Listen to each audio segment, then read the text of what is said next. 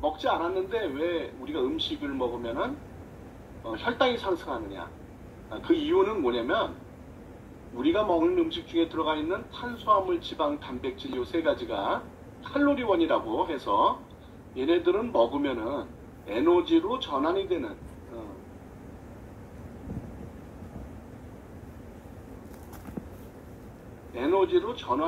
영양소거든요. 즉 우리가 이 탄수화물, 지방, 단백질을 먹고 얘네들이 이제 그 에너지를 생산하고 소멸이 되는 영양소입니다. 그러니까 이 에너지라는 건 우리가 생명을 유지하고 활동을 하고 운동을 하고 할 때 필요한 힘이죠. 그죠? 그러니까 얘네들이 우리가 인간이 살아가는데 필요한 힘을 만들어주고 없어지는 그런 영양소가 이 칼로리원이란 말이에요.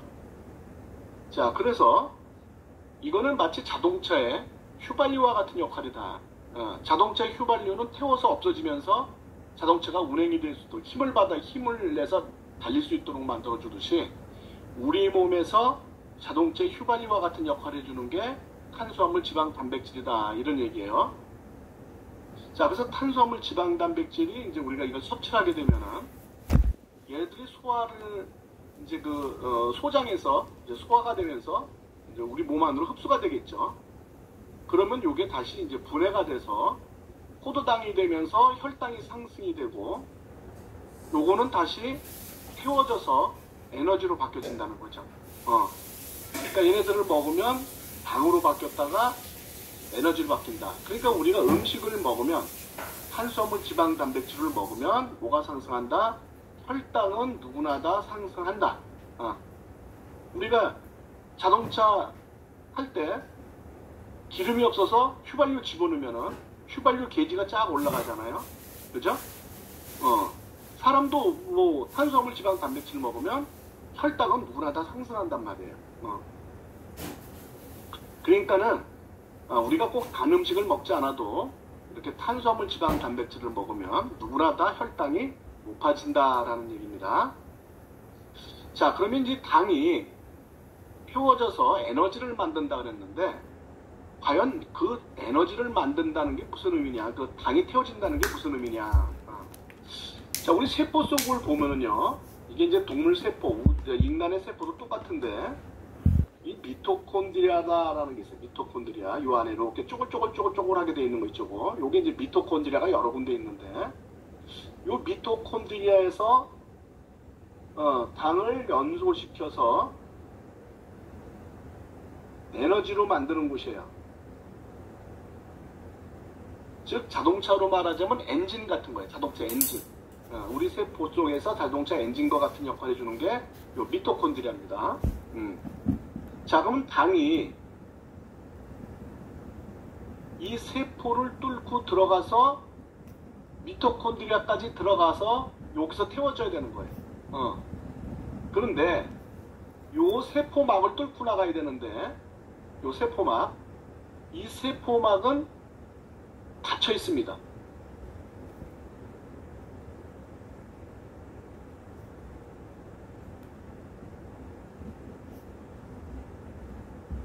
그러니까 당이 혈당이 올라갔다. 그럼 당이 이 세포 속으로 들어갈 수가 있느냐? 못 들어가요. 이 안으로 들어가서 미토콘드리아에서 태워져야 되는데 세포막이 못 들어가게 딱 막고 있으니까 당이 들어갈 수가 없단 말이에요. 자, 그러면 어떻게 얘네들이 들어갈 수가 있느냐? 자, 당이 이 안으로 들어가고 싶어도 이 세포막을 지금 이제 확대시킨 겁니다. 이렇게 확대시키면 이렇게 이중막으로, 두 개의 막으로 되어 있어요. 막으로. 그래서 이게 이제 인지질이라 해갖고 인지질층이 한 군데 하나가 있고 또 두 개가 있고 이렇게 두 개가 이제 인지질층이 있고, 거기에 이제 단백질이 이렇게 박혀 있습니다. 단백질이 박혀 있는데 어떤 거는 위쪽 바깥쪽 껍데기에 박혀 있는 단백질이 있는데 요걸 우리가 외제 단백질 이렇게 얘기를 하고요. 밑에 안쪽에 있는 단백질이 안쪽에 있는 이 인지질에 박혀 있는 거를 내재 단백질이다 이렇게 얘기를 하고요. 위아래를 다 관통시켜서 위아래 이렇게 두 개를 다 관통시켜서 박혀 있는 단백질을 관통 단백질이다 이렇게 얘기를 합니다. 그런데 우리가 당이 높아지잖아요. 자, 음식을 먹어서 혈당이 높아지잖아요. 혈당이 높아지면 뭐가 분비가 된다? 이 당이 들어가고 싶어도 이제 들어갈 수가 없는 거죠. 이렇게 다 막혀 있으니까. 그런데 혈당이 높아지면 인슐린이라는 게 분비가 되는 거예요. 이 인슐린은 혈당이 높아지면 분비가 됩니다.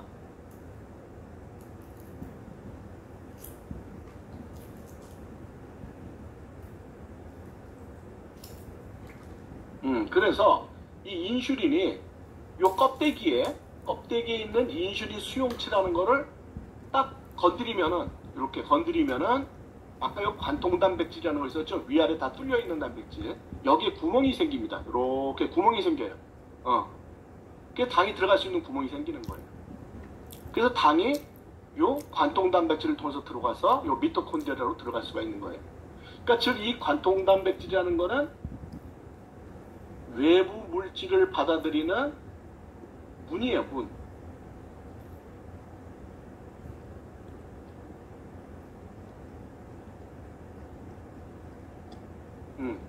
자, 그러니까 쉽게 얘기하면, 자, 우리가 배가 고파서 짜장면 배달을 시켰어요. 그럼 짜장면 배달을 하는 철가방 아저씨가 와서 우리 문에 초인종을 땅 하고 초인종을 띵동 하고 눌러야 되겠죠. 그 초인종을 띵동 하고 누르는 게 뭐다? 인슐린이라는 거예요.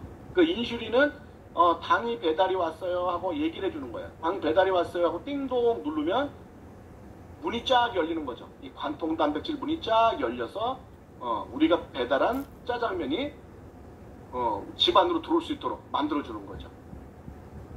그러면은 요 짜장면을 우리 미토콘드리아가 이걸 먹고, 당이 요 미토콘드리아를 먹고 에너지를 생산하는 거예요. 그러면서 당이 계속 들어가는 거예요. 계속 문이 열려 있으니까. 그러면 이제 우리가 이제 당이 여기서 계속 소모되니까는 미토콘드리아에서 당을 태워서 계속 당을 소모시키니까 혈당이 이제 쭉쭉 떨어지게 되겠죠. 에너지가 만들어지면서 당이 떨어지게 되겠죠. 그래서 충분한 에너지가 다 생겨서 이제 배가 불러. 더 이상 당 하나 안 먹어도 돼. 그러면 이 관통 단백질이 다시 아까처럼 닫혀버리는 거예요. 그러면 당이 들어올 수가 없죠.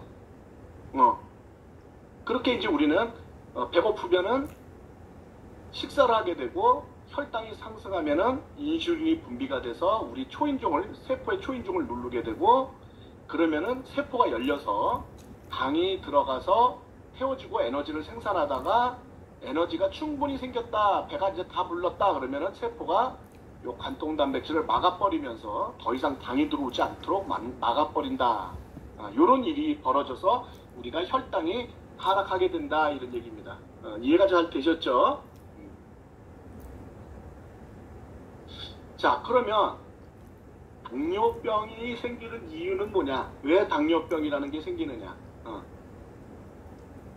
자, 당뇨병은요, 대사성 질환입니다. 대사성 질환. 이 대사성 질환이라는 거는 다른 말로 얘기하면은 성인병이다, 이렇게 얘기해도 되고요. 이 대사성 질환이라는 거는, 또는 심혈관계 질환이다, 이렇게 얘기해도 되는 거예요.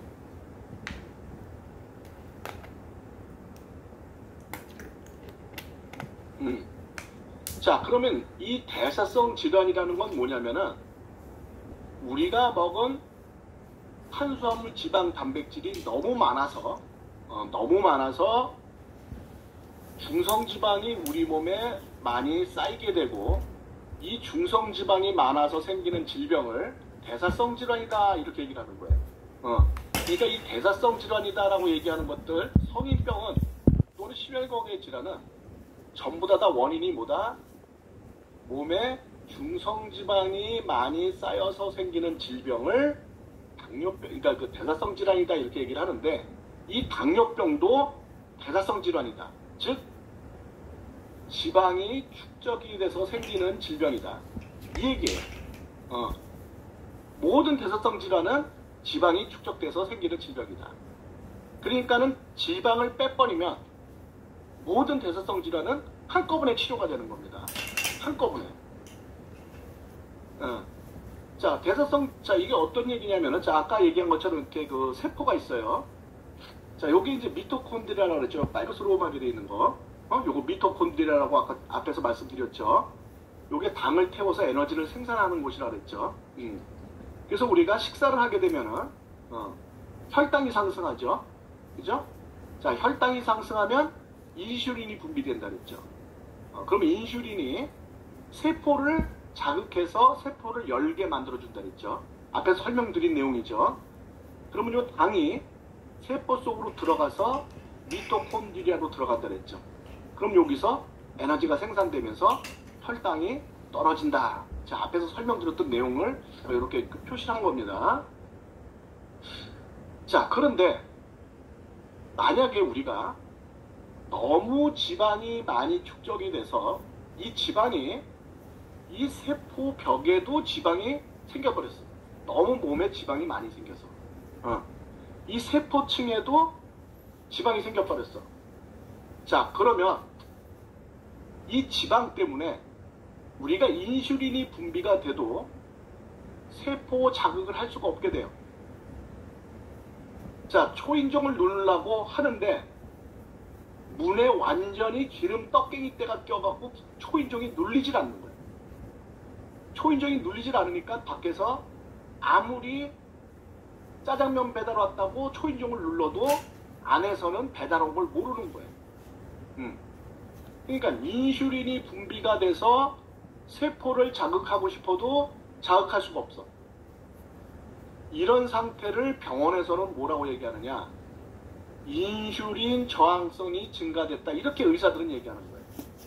인슐린 저항성이 증가됐다. 인슐린이 분비가 돼도 세포가 자극이 안 된다. 이거예요. 인슐린 저항성이 증가가 됐다. 또는 똑같은 말로 다른 의미로 또 뭐라고 얘기하냐면은 인슐린 민감도가 저하됐다.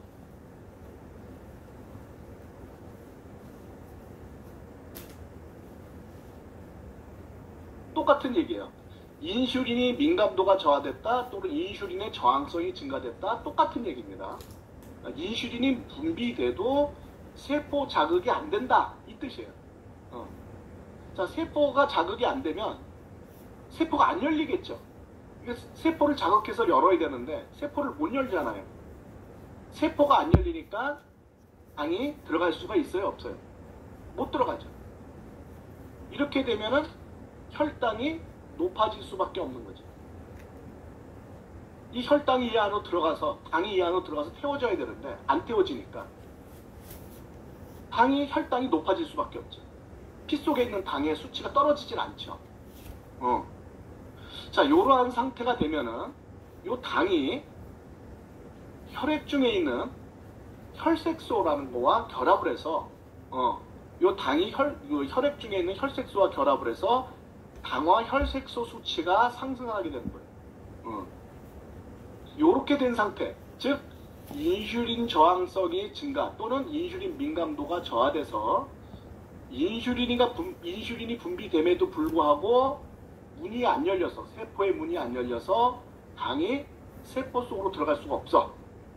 그래서 혈액 중에 당이 많아짐으로써 혈액 중에 있는 혈색소와 당이 합쳐져서 당화 혈색소 수치가 상승한 상태, 이런 상태를 우리가 뭐라 그런다? 요걸 우리가 당뇨라고 한다. 이런 얘기. 당뇨라고 이렇게 얘기를 한다는 거예요. 자, 좀 요거 정리하는 의미에서 동영상 하나 보고 갈게요.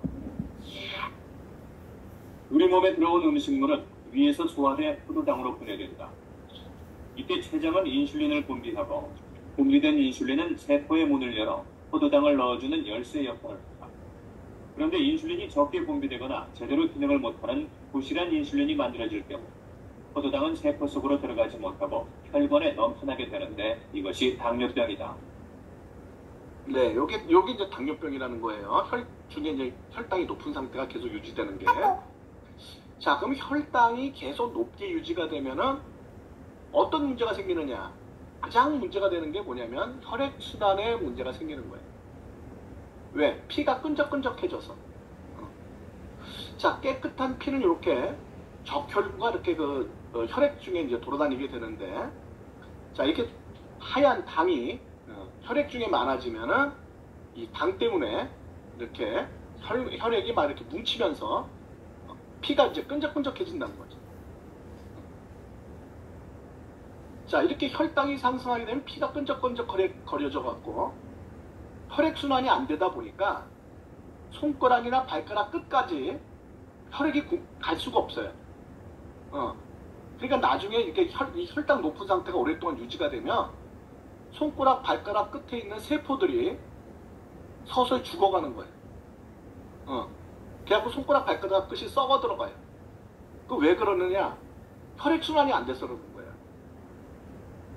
혈액을 통해서 산소라든지 영양소를 공급을 받아야 요 세포들이 먹고 사는데 손가락, 발가락까지 피가 안 가니까 거기는 이제 산소라든지 영양소를 받을 수가 없는 세포들이 죽어서 이제 썩어 들어가기 시작하는 거죠. 그 다음에 특히 이렇게 피가 끈적거리게 되면은 아주 작은 혈관 있잖아요. 큰 혈관은 그런 대로 흐를 수가 있는데, 굵기가 이게 굵은 혈관은 좀 피가 끈적거려도 흐를 수가 있는데, 아주 미세한 혈관들은 피가 끈적거리면 혈관이 아주 좁아서 피가 잘 흐를 수가 없게 되는 거죠. 그러니까 이런 미세 혈관들이 아주 많이 모여있는 신장, 콩팥 있죠, 콩팥. 이 콩팥 같은 이 신장은 바로 망가져버립니다. 왜 망가지느냐? 혈액순환이 안 돼서 망가지는 거예요. 피가 안 통해서. 피가 통해야 요 미세혈관을 통하고 이렇게 지나갈 때 피 속에 있는 노폐물을 걸러내는 거거든요. 근데 피 속에 있는 노폐물을 걸러내는 신장까지 피가 통하지 않으니까, 그러니까 노폐물을 걸러낼 수도 없고 신장 기능이 망가져버리는 거예요. 그래서 당뇨병 환자들이 나중에 심해지면 투석을 하게 되는 거예요. 밖으로 피를 뽑아내서 피를 걸러서 다시 몸 안으로 집어넣어 주는 거죠. 이게 왜 그러느냐? 혈액순환이 잘 안 돼서 이렇게 되는 거예요. 그 다음에 눈도 이제 그 미세혈관들이 많이 모여 있거든요. 그러니까 눈 같은 데도 이 혈관에 혈액순환이 잘 안 되기 때문에 녹내장이 온다든지 황반변성이 온다든지 이러는 거예요. 자, 그러니까 혈당이 올라가면은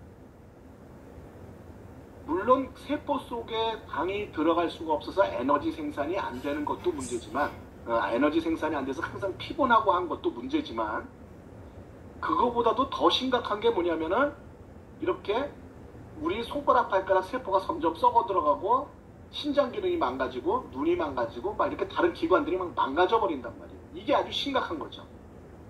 그러니까 당뇨병 환자들이 이런 증상들이 나타나는 이유는 뭐냐? 피가 끈적거려서 혈액순환에 문제가 생겨서 생기는 질병들이란 말이에요. 이런 병들이란 말이에요.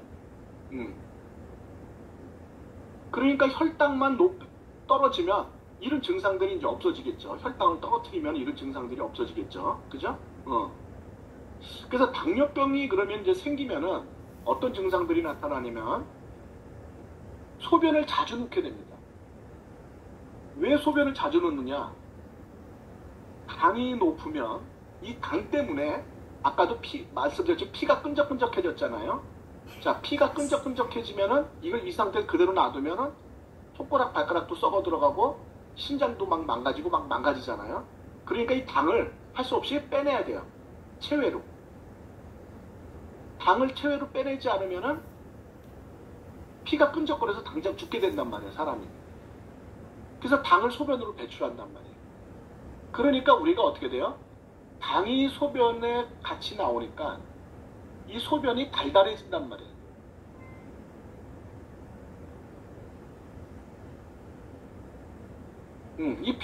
이 소변에 뭐가 있어요? 당이 들어있단 말이에요. 포도당이 들어있단 말이에요. 그러니까 달달한 소변을 보게 된다. 이 달달한 소변이 뭐예요, 이게 당뇨죠. 이게 당뇨죠. 달달한 소변. 그러니까 달달한 소변을 보게 되는 게 당뇨병이다, 이런 얘기예요. 왜 그러느냐? 피 속에 당이 너무 많아서 문제가 생겼기 때문에 할 수 없이 당을 배출시키는 거다. 배출. 그래서 소변을 자꾸 넣게 된단 말이에요. 이 당을 배출하기 위해서. 근데 소변을 놓을 때 당만 빠져나가는 게 아니라 수분도 같이 빠져나가죠. 소변을 볼 때 당만 빠져나가는 게 아니라 수분도 빠져나가니까 수분을 자꾸만 빼니까는 목이 자꾸 말라. 그래서 자꾸 물을 마시게 돼요. 갈증이 심하고.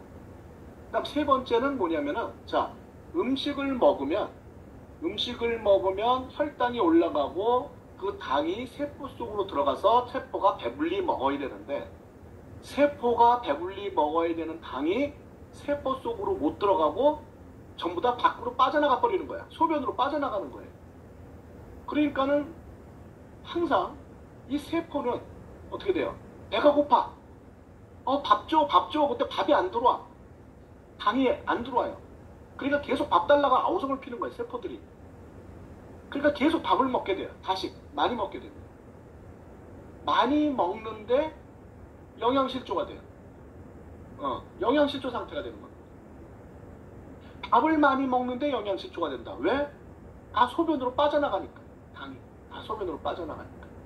그래서 당뇨병이 처음에 시작은, 이 당뇨병의 시작은 중성지방 과다로 시작을 한단 말이에요. 그러니까 즉 비만으로 시작이 된단 말이에요. 그런데 진행이 되면은 어떻게 돼요? 영양실조로 인해서 어떻게 해요? 마르게 된다. 비만으로 해서 중성지방이 많아서 당뇨병이 시작이 됐지만, 이 당뇨병이 진행이 되면은 결과적으로 영양실조 상태가 돼서 빼짝 마르게 된다.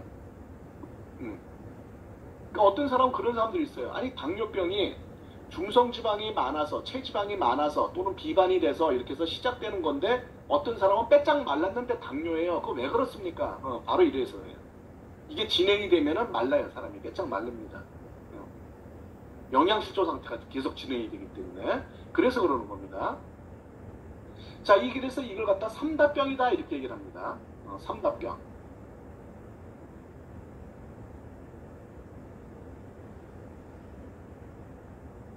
아니요. 다시 삼다병이라고 이렇게 얘기를 합니다. 당뇨병을.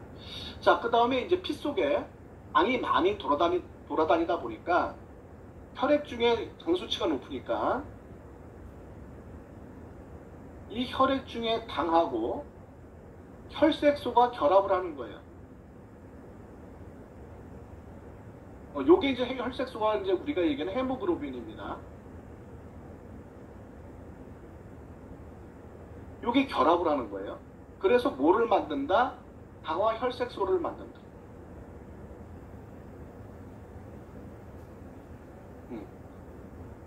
그래서 당화 혈색소 수치가 계속 올라가게 되는 겁니다. 그 다음에, 자, 우리가 당을 태워서 에너지를 생산해야 되는데 에너지 생산이 안 되죠. 왜? 세포 속으로 당이 들어가지를 못하니까. 항상 필요한 거예요. 무기력증이라든지 만성 피로라든지 이런 게 생기는 거예요. 그 다음에 이제 손발에 피가 안 통하니까 는 통증이 일어나기 시작하는데, 이 통증이 이제 따끔거림이나 저림으로 이제 나타나게 되는 거죠. 그 다음에 이제 피부가 혈액순환이 잘 안 돼서 얼룩얼룩해져요. 그러니까 이런 증상들이 당뇨병 환자들한테 나타나는 그런 증상들이다라는 거예요.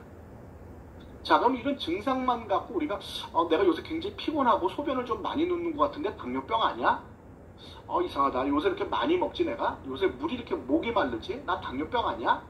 이렇게 의심할 수도 있는데, 모든 거가 다 이렇기 때문에 당뇨병이다 얘기하기는 어려워요. 왜냐하면 여러분이 커피를 많이 마셔도 소변을 자주 넣게 되거든요. 그러니까 커피를 많이 마셔도 소변을 자주 넣고 물을 많이 마시게 돼요. 그러니까 그것 때문에 우리가 당뇨병이다 이렇게 얘기할 수는 없잖아요. 그래서 여러분들이 이제 좀 쉽게 당뇨병을 우리가 이제 당뇨병인지 아닌지, 또는 혈액순환이 잘 되는지 안 되는지, 그걸 좀 잘 금방 우리가 확인해 볼 수 있는 그 방법이 있는데, 그 전에 이 당뇨병이 생기게 되면은 인슐린이 분비가 돼도 세포가 안 열리니까 계속 우리 몸에서는 세포를 열기 위해서 인슐린을 계속 많이 분비를 합니다. 세포가 안 열리니까 계속 인슐린을 많이 만들어내요. 자, 이렇게 인슐린을 많이 만들게 되면은 이 인슐린이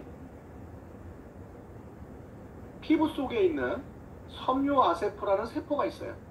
그런 섬유아세포하고 결합을 하게 되면 이렇게 피부가 접히는 부분 쪽이 까맣게 돼요. 이렇게.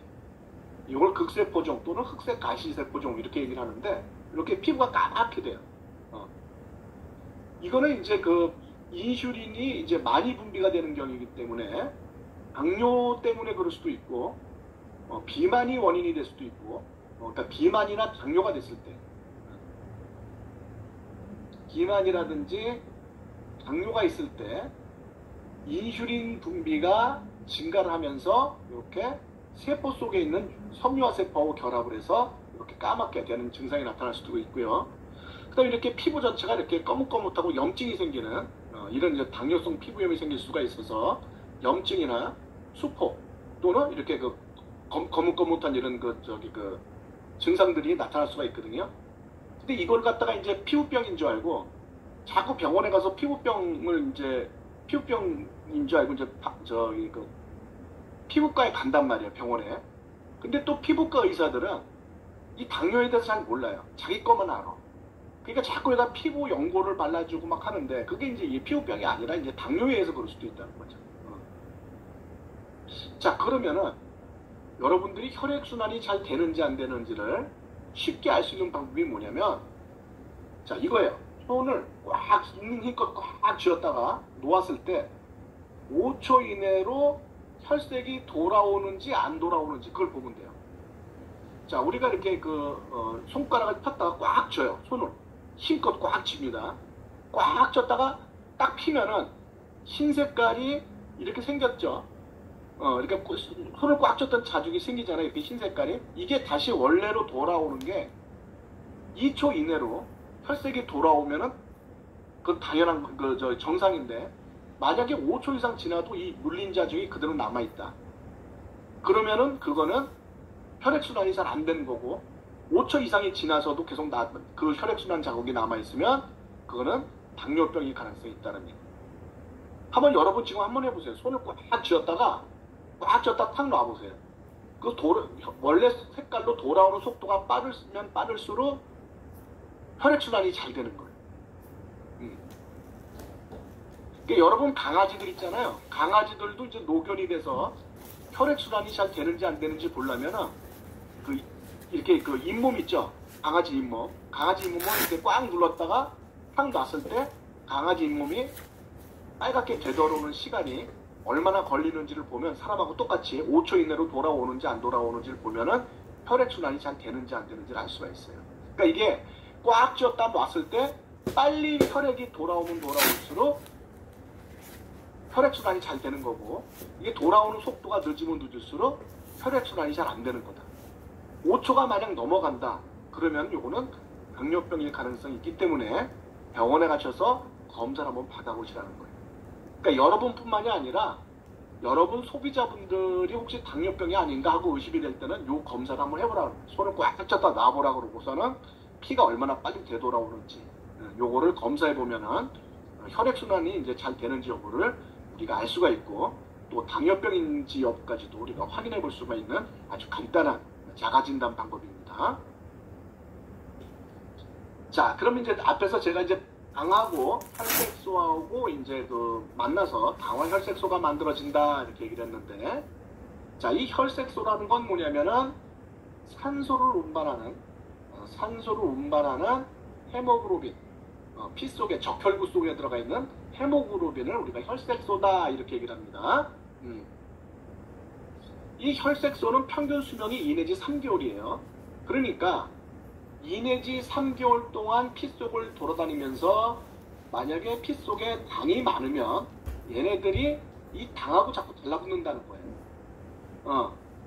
그러니까 당화혈색소 수치가 높아진다는 거는 항상 혈액 중에 당이 많이 있다 이런 의미로 받아들일 수가 있는 거죠.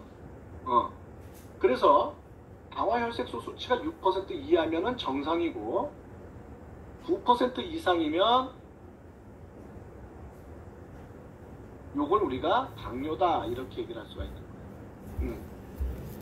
자, 그래서 이렇게 빨간 색깔로 되어 있는 게 이게 뭐냐, 이제 혈액 중에 있는 이제 그 헤모글로빈이 있어서 이렇게 빨갛게 적혈구가 돌아다니고 있는데, 여기 파란 산소가 이렇게 붙어서 같이 돌아다닌단 말이에요. 산소를 운반한단 말이에요. 이게 당이 이렇게 많지가 않아요. 그런데 만약에 당이 이렇게 노란 당이 엄청나게 많다. 여긴 당이 별로 없는데 여긴 노란 당이 이렇게 엄청나게 많다. 그러면은 이 혈색소에 가서 뭐가 달라붙어요? 산소 대신에 당이 달라붙는 거예요. 그러니까 이렇게 되면은 당화 혈색소 수치가 상승하게 된다. 당이 많으면.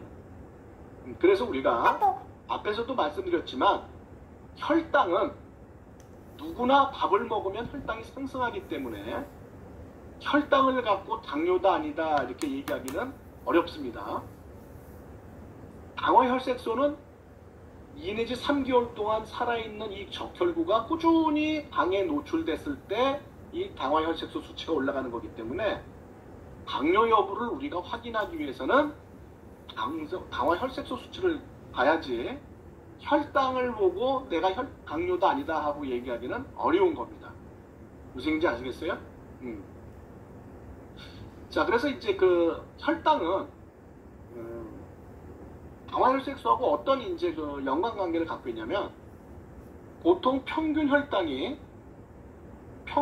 혈당이 30이 증가할 때마다, 평균 혈당이 30 증가할 때마다 당화혈색소는 약 1%가 증가가 됩니다. 요런 이제 상관관계를 갖고 있어요. 그러니까 당화혈색소가 9%다. 그러면은 평균 혈당은 약 210 정도가 되는 거죠.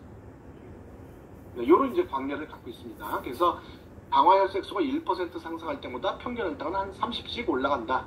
그래서 당화혈색소를 1%만 낮춰도 당뇨로 인한 사망률이라든지 합병증을 약 20에서 40%를 감소시킬 수가 있다. 그러니까 우리는 평균 혈당보다도 이 당화혈색소 수치가 낮아지는 거를 우리가 봐야 된다. 그러니까 요거는 쉽게 얘기하면 장기적인 혈당이고요. 장기적인 혈당을 우리가 확인해 볼 수가 있는 거고, 이 평균 혈당이라는 말은 단기적인 혈당을 확인해 볼 수가 있는 겁니다. 그러니까 이제 우리가 밥을 먹다 보면 밥을 많이 먹을 수도 있고, 어느 날 과식할 수도 있고, 또 달달한 음식을 많이 먹을 수도 있고, 그렇죠? 그럴 수 있잖아요. 그때 혈당이 확 올라간단 말이에요. 그럼 그때 혈당을 재면 혈당이 굉장히 높게 나오거든요. 그럼 그게 당뇨병이냐? 아니라는 거죠. 단기적으로 혈당이 올라갈 수도 있다는 거죠. 그렇지만은 오랫동안 그렇게 높은 혈당이 유지가 될 경우에 당화혈색소가 증가가 된다. 그래서 우리는 당화혈색소가 더 중요한 항목이다 이런 얘기예요. 자, 그래서 일반적으로 이제 우리가 그냥 그 혈당을 볼 때, 그러니까 피를 뽑아서 이제 우리가 혈당을 이제 측정을 하잖아요. 혈당을 볼 때 공복에서 그 126 이상, 그 다음에 식사 1시간 후에 쟤도 계속 200 이상을 유지하는 경우, 요런 경우에 우리가 이제 당뇨병을 의심해 볼 수가 있는 거죠. 그렇지만 이거 갖고 당뇨병이다 이렇게 얘기하기는 어렵습니다. 이거 갖고는. 그럼 뭘 봐야 되느냐? 당화혈색소를 봐야 된다는 거죠. 당화혈색소. 그래서 당화혈색소가 6%, 이거 6%까지는 여기는 이제 정상이라고 보고요. 정상. 6%를 지나서 7%와 8%는 요거는 당뇨 전 단계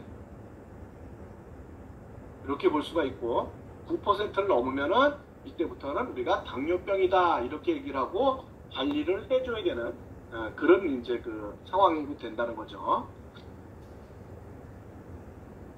자, 그러면 이 당뇨병이 생겨서 병원을 가게 되면 당뇨병 환자들은 어떻게 병원에서 치료를 해주느냐? 자, 앞에서 말씀드렸죠. 이 세포에 지방층이 이렇게 생겨갖고 인슐린이 분비가 돼도 인슐린 저항성이 증가되면서 세포가 열리질 않고, 세포가 열리질 않으니까 당이 들어갈 수가 없어서 혈당이 떨어지질 않는다.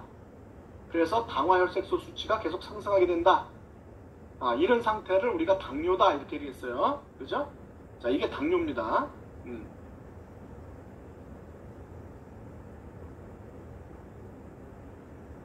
자, 이렇게 당뇨 상태가 됐는데 병원에서는 어떻게 하느냐? 인슐린의 민감도가 떨어졌다. 즉 인슐린 저항성이 증가됐기 때문에 인슐린을 더 많이 만들어줄 수 있게 하거나 인슐린을 추가로 투입해 주는 거예요. 그러니까 결과적으로 이거는 뭐냐면은 인슐린에 대한 저항성이 높아졌기 때문에 인슐린의 자극 강도를 높여주는 거예요.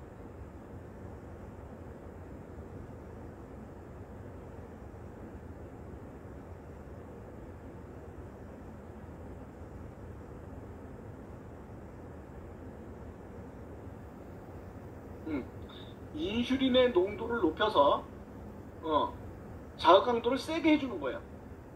그러면은 자극 강도가 세지면은 세포가 열릴 수밖에 없죠. 하나가 우리가 문을 두들길 때 한 명이 두들기는데도 못 알아들어. 그러면 여러 사람이 동시에 막 쾅쾅쾅 두들기면 더 세게 소리가 나니까 안에서 알아들을 수도 있잖아요. 그쵸? 그러니까는 인슐린 강도를 높여준다는 거예요. 그래서 인슐린 분비를 촉진시키는 그런 주사라든지 약물 또는 인슐린을 직접 추가로 투입해줘서 강제적으로 이제 세포를 열게 되는 거죠. 그러면 세포 자극 강도가 높아져서 결과적으로 이제 세포가 열리면서 혈당이 하락하게 되는 거죠. 이게 이제 병원에서 해주는 역할이죠. 자, 그러면 이제 병원에 가서 인슐린 주사를 맞는다든지 또는 약을 먹고 혈당이 떨어지면 이제 살았다. 이제 혈당이 이제 안 높아지네. 나는 이제 치료가 된 거구나. 이렇게 생각하시면 큰 오산이에요. 이거 치료가 된 게 아니에요. 왜? 인슐린이 많아져서 자극 강도가 높아져서 세포가 열리긴 열렸지만 이 세포에 있는 지방층 이거 어떻게 됐습니까? 이거 그대로 있잖아요. 이 지방층은 그대로 있기 때문에 인슐린을 끊는 즉시에 인슐린을 줄이는 즉시 다시 또 혈당이 또 올라가요. 그러니까 치료된 게 아니죠.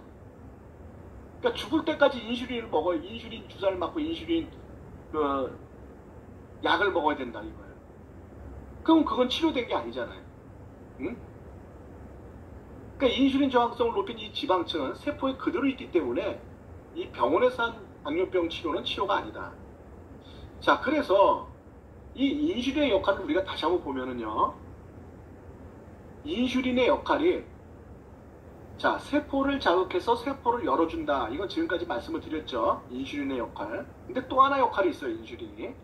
그게 뭐냐면 쓰고 남은 당을 다시 지방으로 합성하는 거를 또 인슐린이 해줘요. 그러니까 당이 이제 세포 속으로 들어가서 태워지다가 세포가 배가 부르면 문을 닫는다 그랬죠. 그러면 그때는 못 들어가고 남은 당들이 있을 거 아니에요. 세포 속으로 들어가서 태워지지 않고 남은 당들이 있을 거 아니에요. 걔네들은 인슐린이 다시 지방으로 합성해서 저장을 해놓는다는 얘기예요. 이게 인슐린의 역할이에요. 자, 그러니까 병원에서 인슐린 분비 촉진제라든지 인슐린 직접 주사를 통해서 인슐린이 증가가 되면 인슐린이 증가되면 지방 합성을 촉진하게 된다. 그래서 세포의 지방층이 점점 더 두꺼워지게 된다. 이건 치료가 아니다라는 거예요. 자, 다시 말해서 이렇게 지방층이 있는데 인슐린을 증가시켰어요. 그러면 세포가 열리겠죠? 그러면서 동시에 모두 지방층도 또 같이 커지는 거예요. 왜? 지방이 많아지니까. 지방 합성이 많아지니까. 그러니까 이게 더 두꺼워지는 거예요. 그러면 이제 한 개 갖고 안 되니까 두 개로 더 많이 인슐린을 더 증가시켜야 돼요. 자, 이렇게 인슐린을 증가시키면 인슐린이 많아졌으니까 또 지방 합성이 더 늘어나는 거예요. 그러면 또 지방층이 더 커져요. 그러면 또 이제 2개 갖고도 안 돼. 그 3개를 이제 넣어줘야 되는데 어느 날 이제 더 이상 이 지방층이 두꺼워지면은 아무리 인슐린을 증가시켜도 더 이상 세포가 안 열리는 상황이 오겠죠. 이러면 이제 병원은 집에 가세요 이렇게 얘기를 하는 거예요. 더 이상 치료가 안 됩니다 이렇게 얘기를 하는 거예요. 그러니까 이게 치료가 아니라고요 여러분. 근데 이거를 병원에서 해주는 약이나 이 주사를 치료로 알고 있는 사람들이 굉장히 많단 말이에요. 자, 이렇게 이제 병원에서 치료가 안 된다. 그러면 이제 그다음부터는 어떻게 돼요? 혈당이 너무 높으니까, 피가 끈적끈적해져서 혈당이 높아지니까 어떻게 돼요? 후석해야죠. 그죠? 손가락, 발가락, 손발은 이제 그 괴사가 돼서 절단을 해야죠. 이제 썩어 들어가니까. 그렇죠? 눈에도 문제가 생겨서 시력이 저하되고 나중에 실명까지 할 수 있죠. 그죠? 자, 이런 것들을 이제 겪으면서 서서히 이제 사망으로 이제 가게 되는 건데 이게 얼마나 힘든 거예요. 손발도 없어서 걸어다니지도 못하고 밥도 혼자 못 먹고 눈도 안 보이고 투석은 해야 되고 생불여사라 그러죠. 살아있지만 살아있다고 볼 수가 없는 상태가 되는 거지. 그러면서 이제 병원에서 하라는 게 있어요. 개인한테. 자, 이렇게 인슐린 주사를 놓아주면서 인슐린 처방을 주면서 병원에서 하라는 게 있어요. 그게 뭐냐? 칼로리 섭취를 줄여라. 2번째는 잡곡이나 채소 위주로 식사를 해라. 3번째는 주기적으로 운동을 해라. 이게 뭐냐? 이게 중성지방을 줄이는 습관이에요. 그죠? 이 중성지방이 껴서 문제가 생긴 거니까 우리가 인슐린을 통해서 일단 혈당을 조절해 줄 테니 당신은 요 3가지를 잘 해서 중성지방을 줄여라. 그래야지만 치료가 된다 이 뜻이에요. 그러니까는 병원에서 인슐린을 통해서 혈당을 조절해 준다고 그게 치료가 된다고 믿고 있으면 안 된다. 병원에서 혈당을 조절해 주는 동안에 개인이 뭐를 해야 돼요? 이 중성지방을 줄이는 요거를 잘 해서 완치를 해야 된다. 즉 완치를 시켜주는 거는 이게 완치지, 이게 완치를 하는 거지 병원에서 주는 인슐린 주사나 약이 치료제가 아니다라는 거예요. 무슨 얘기인지 아시겠어요? 그래서 이거를 개인이 잘 할 수 있도록 도와주는 거, 이거를 개인이 할 수 있도록 도와주는 게 건강보조식품이다 이런 얘기예요. 자, 그래서 병원에서 하라는 거, 칼로리 섭취를 줄여라. 잡곡과 채소 위주로 식사를 해라. 주기적으로 운동을 해라. 이게 전부 다 중성지방을 줄이는 그런 습관이다. 자, 그러면은 이제 탄수화물, 지방, 단백질 섭취를 줄여야 되고 지방 대사에 필요한 영양소를 섭취해야 되고 운동을 통해서 당이 남지 않도록 다 최대한 이제 그 소모를 시켜야 된다. 이제 이런 의미가 되겠죠. 자, 이거를 도와주는 게 뭐다? 건강보조식품이다. 그러니까 이걸 개인이 이걸 해야 되지만 이걸 더 잘할 수 있게 도와주는 게 건강보조식품이다라는 거예요. 그러니까 건강보조식품을 활용하면 병원에서 당뇨병 환자들한테 하라고 한 요 3가지, 요 3가지를 더 효과적으로 진행을 해서 빨리 혈당을 낮추고 또 재발이 되지 않고 병원약을 끊을 수 있는 상태로 만들어준다. 즉 완치가 가능하도록 해준다라는 겁니다.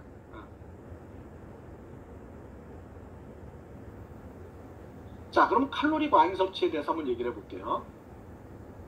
자, 칼로리는요, 섭취를 줄이다, 우리가 먹지 말라 하는 것보다는 흡수 속도가 느린 음식을 먹어주는 게 훨씬 더 효과적인 거예요. 자, 예를 들어 볼게요. 자, 쌀이 있어요. 쌀. 똑같은 양이에요. 똑같은 양을 갖고 쌀밥을 만들고 떡을 만들었어. 자, 쌀밥도 500kcal 떡도 500kcal.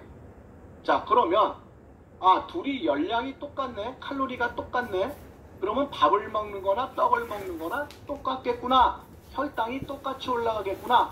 라고 생각하면 큰 오산이에요. 똑같은 칼로리지만 밥을 먹을 때보다 떡을 먹을 때 혈당 상승이 훨씬 빠릅니다. 혈당이 훨씬 빠르게 상승해요. 떡을 먹었을 때. 자, 이렇게 혈당이 빠르게 상승하게 되면은 혈당 조절이 어려워지게 돼요. 혈당이 빠르게 올라가면 혈당 조절이 어렵게 되죠. 그래서 이렇게 가루로 만든 음식들은 가루로 만든 음식 뭐예요? 떡이라든지 빵이라든지 국수라든지 뭐 튀김 같은 것도 마찬가지고 등등등등 이런 것들은 소화 흡수가 잘 되기 때문에 혈당이 더 빨리 올라갑니다. 똑같은 칼로리를 먹더라도. 그래서 중요한 게 칼로리를 줄이는 것보다 소화 흡수가 느린 음식을 먹어주는 게 훨씬 더 중요하거든요. 자, 그럼 요걸 참 가려서 먹는다는 것도 쉽지가 않겠죠. 난 떡이랑 빵, 국수 좋아하는데 어떻게 뭐 이렇게 생각할 수도 있잖아요. 그죠? 그래서 그 혈당 지수라는 게 이제 여기서 나오는 건데 똑같은 칼로리를 섭취했을 때 얼마나 빨리 혈당이 상승하느냐 요거를 갖고 만든 게 이제 그 혈당 지수 GI라는 겁니다. 이제 그걸 보시겠습니다. 1981년 캐나다의 젠킨스 박사는 당뇨 환자들을 위해 수백 가지의 음식을 연구하기 시작했습니다. 그리고 혈당을 높이는 정도에 따라 음식을 분류했죠. 바로 혈당 지수입니다. 섭취와 동시에 흡수되는 포도당의 혈당 지수를 100으로 봤을 때 70 이상은 고혈당 지수 음식으로 혈액 속 당 수치를 급격하게 높이는 음식들입니다. 인슐린은 포도당을 지방으로 저장합니다. 혈당 지수 56에서 69는 중간, 그리고 55 이하는 당 수치를 서서히 높이는 음식들로 당뇨 환자들에게도 비교적 안전하며 인슐린이 지방을 쌓는 걸 최소화할 수도 있습니다. 높은 혈당 지수를 기록한 음식들의 공통점은 무엇일까요? 칼로리와 혈당 지수는 전혀 상관이 없습니다. 고구마의 칼로리는 감자보다 낮지만 혈당 지수는 훨씬 더 낮죠. 물론 단맛과도 상관이 없습니다. 밀가루와 백민처럼 곱게 빻거나 많이 깎은 정제된 곡류들은 대부분 고혈당 지수에 속합니다. 고혈당 지수의 음식이라도 혈당 지수를 낮추는 방법이 있습니다. 섬유질이 풍부한 야채, 단백질이 풍부한 음식 등 소화 흡수가 더딘 음식과 함께 먹어서 섭취한 음식이 당으로 소화 흡수 분해되는 속도를 늦추는 겁니다. 네, 이와 같이 칼로리가 중요한 게 아니라 소화 흡수를 늦추는 게 중요하다라고 이렇게 얘기를 한 거예요. 그쵸? 자, 그러면 소화 흡수를 늦추기 위해서는 섬유질이 많은 채소라든지 또는 소화가 잘 안 되는 단백질과 같이 섭취하면 도움이 된다라고 앞에서 지금 말씀을 드린 이 동영상에서 나왔거든요. 자, 그럼 식이섬유라는 게 뭐냐? 이게 섬유소를 얘기하는 거예요. 식이섬유, 먹는 섬유소다 이런 얘기예요. 자, 이거는 하는 역할이 뭐냐면, 자, 우리가 요걸 이제 그 역할을 이해하기 위해서 한번 쌀의 경우로 한번 생각해 보자고요. 쌀. 자, 요 쌀 안에 요 하얀 거 있죠. 요거 하얀 요 쌀. 요게 백미죠, 요게. 자, 요게 뭐예요? 백미란 말이에요, 백미. 요거 하얀 요 쌀이. 그리고 밖에는 미각이라는 껍데기가 이렇게 붙어 있는데, 요게 식이섬유예요. 그리고 요 쌀눈이 노랗게 이제 쌀눈이 붙어 있죠. 요게 이제 쌀이란 말이에요. 자, 근데 현미는 보시면 이렇게 노랗게 생겼는데 요건 뭐예요? 요 바깥에 식이섬유, 미각, 요 껍질이 붙어 있기 때문에 이게 노랗게 보이고, 백미는 요 현미의 미각을 싹 벗겨내서 깨끗하게 깎아냈기 때문에 하얗게 요 안에 있는 쌀만, 백미만 이렇게 딱 나오는 거예요. 자, 그런데 식이섬유가 있는 현미를 먹는 것도 결과적으로 이 안에 있는 백미를 먹는 거나 똑같은 거잖아요. 그죠? 현미를 먹는다는 건 요 안에 있는 백미를 먹는 거나 똑같은 얘기지만 바깥에 있는 식이섬유와 같이 먹어준다는 거예요. 그러니까 요거는 현미라는 거는 백미에 뭐가 붙어 있는 겁니까? 백미에 식이섬유가 붙어 있는 거예요. 요걸 백미라고, 이제 현미라고 그러고요. 백미는 요 식이섬유를 없애버린 거란 말이에요. 그런데 현미는 몸에 좋다 그러죠. 이 당뇨병 환자한테는 현미 먹으라 그러죠. 이건 좋은 거잖아요. 그리고 백미는 이건 몸에 나쁘니까 먹지 말라고 하잖아요. 자, 생각해 보세요. 현미를 먹어도 백미 먹는 거잖아요. 근데 단지 뭐예요? 식이섬유를 같이 먹는 거잖아요. 그쵸? 그러니까 백미를 먹더라도 식이섬유와 함께 먹으면 좋고 식이섬유를 먹지 않으면 나쁘다 이 뜻이에요. 그러니까는 식이섬유는 혈당 조절하는데 도움이 된다. 이해가 되셨죠? 그래서 식이섬유가 좋은 거예요. 정제된 밀가루로 만든 빵과 같은 음식은 식이섬유가 적고 우리 몸에 흡수되는 속도가 빠르다. 빠르게 다량으로 흡수된 포도당은 혈액 속에 남아 혈당을 급격히 상승시키는데 이를 조절하기 위해 인슐린 역시 한꺼번에 분비된다. 반면 식이섬유가 풍부한 음식들은 위장을 지나며 다량의 수분을 흡수한다. 부피가 커져 천천히 이동하게 되는데 소장에서의 흡수도 그만큼 서서히 이루어진다. 혈당 역시 천천히 높아져 인슐린은 적당량만 분비된다. 이것이 바로 식이섬유가 대사질환의 치료와 예방에 효과적인 이유다. 네, 이와 같이 식이섬유가 혈당을 조절해주는 역할을 한다 이런 얘기예요. 자, 그러니까 이 식이섬유는요, 음식에 있는 지방을 흡착 배기를 시켜줘서 칼로리원의 흡수를 감소시켜주는 것까지 있지만 가장 중요한 거는 당의 흡수율을 조절해서 혈당을 조절해주는 역할을 해줍니다. 그러니까 여러분들이 앞에서 흡수 속도가 늦은 음식이 뭐가 있을까를 찾아서 먹는 방법도 있지만 식사를 할 때 식이섬유를 같이 먹어주면은 그런 여러 가지 복잡한 생각 안 하고도 쉽게 혈당을 조절할 수 있다는 얘기예요. 자, 그럼 식이섬유라는 거는 동물성하고 식물성이 있는데 병원에서 먹으라고 하는 잡곡이나 채소에 들어가 있는 게 이제 식물성 식이섬유고요. 그 밖에도 게나 새우 껍질에 들어가 있는 키틴질이라고 하는 그런 식이섬유도 있거든요.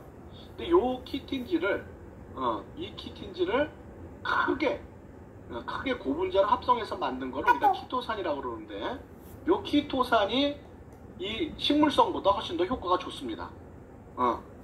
지방 흡착이라든지 혈당 조절 효과가 뛰어나요. 그래서 파이버넷이라는 제품이 있는데 이 파이버넷은 식물성과 동물성을 50대 50으로 이렇게 해서 이 식이섬유의 효과를 극대화시킨 이런 제품이고요. 또 하나는 마이에찌라는 게 있는데 요건 특별히 요것도 식이섬유인데 혈당 조절 기능을 강화시킨 식이섬유입니다. 그래서 뭐 당뇨 초기라든지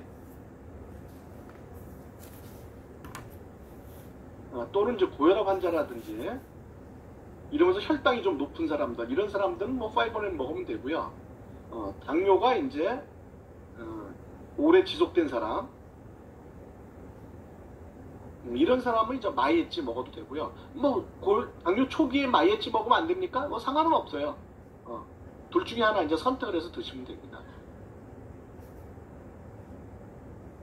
이렇게 이제 여러분이 당뇨 초기든 뭐 아니면 당뇨가 우려가 있든 뭐 그때 마이에찌 드셔도 되고 파이버넷 드셔도 되고, 근데 이제 당뇨가 오래 지속된 사람은 마이에찌 먹는 게 훨씬 더 효과적이다 이런 얘기죠.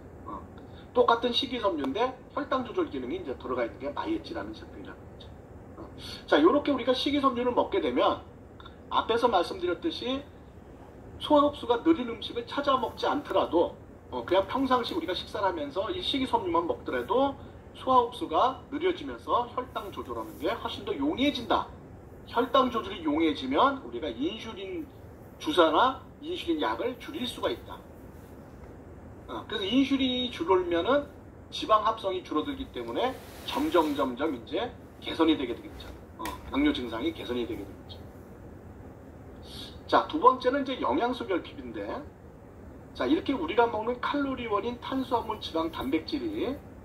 탄수화물이 태워져서 포도당이 됐다가 글리코겐으로 저장이 됐다가 또 저장됐던 글리코겐이 다시 포도당이 됐다가 이렇게 왔다 갔다 하고요.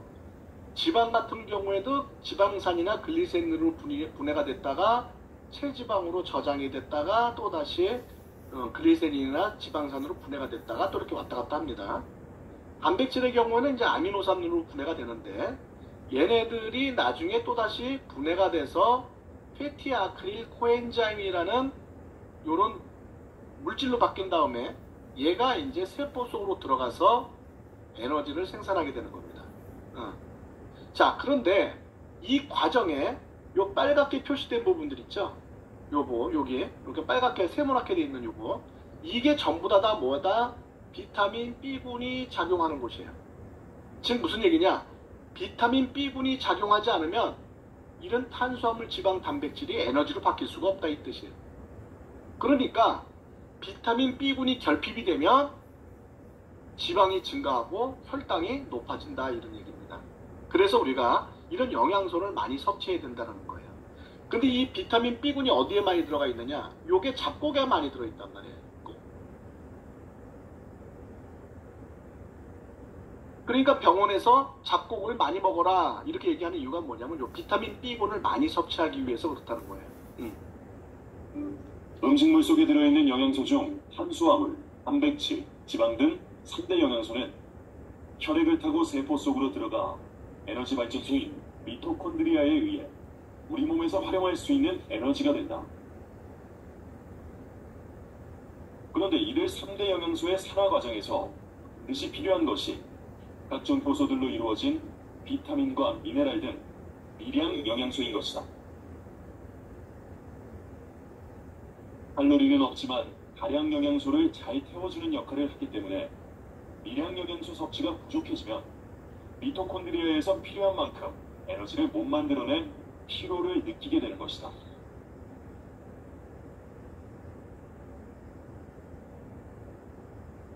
또한 에너지로 채 바뀌지 못한 열량은 혈액을 떠다니다 그대로 몸에 축적된다.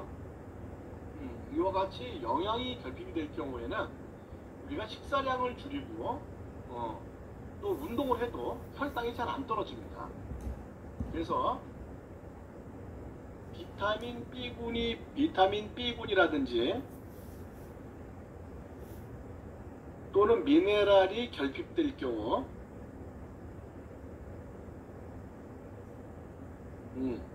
운동하고 식사 조절을 해도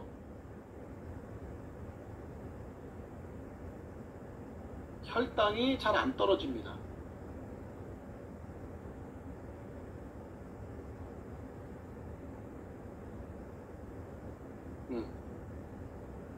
그래서 우리가 운동하고 식사 조절하는 것도 중요하지만 결과적으로 우리가 영양 섭취를 잘 골고루 해줘야 된다는 거예요.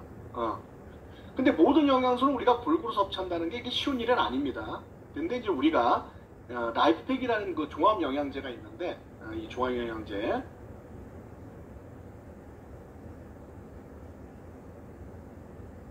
자 여기에는 비타민, 미네랄, 아미노산 등이 전부 다 포함이 되어 있어요. 아미노산 등 하루 피로 68가지 영양소가 완벽하게 함유가 되어 있습니다. 자, 그래서 식생활에 관계없이 우리가 이제 당뇨병 환자가 되다 보면 이제 못 먹는 음식들도 많잖아요. 이제 여러 가지 음식을 막 가려서 먹어야 되잖아요. 그러다 보면 영양 결핍이 될 수가 있는데 식품에 관계없이 우리가 먹는 식품에 관계없이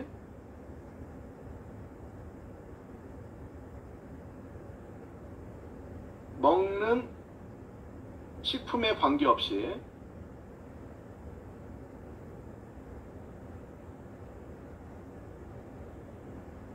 하루 필요 영양소를 충분히 섭취할 수가 있다.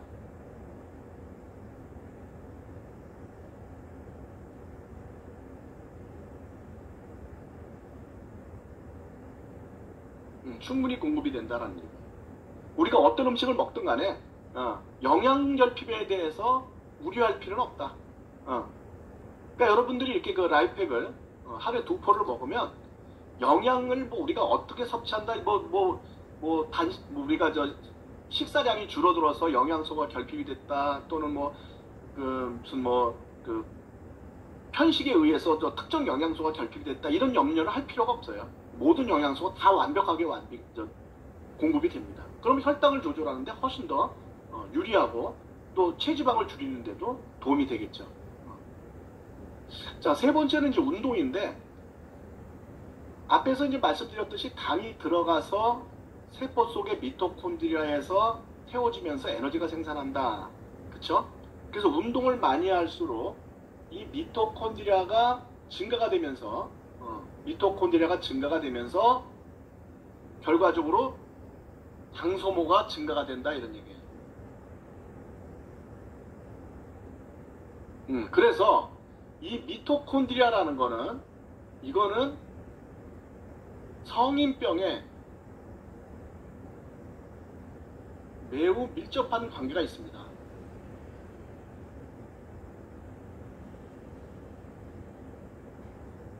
왜냐면은 에너지를 생산하면서 중성지방을 줄여주기 때문에. 중성지방. 이 중성지방이 이게 성인병의 원인이 있잖아요.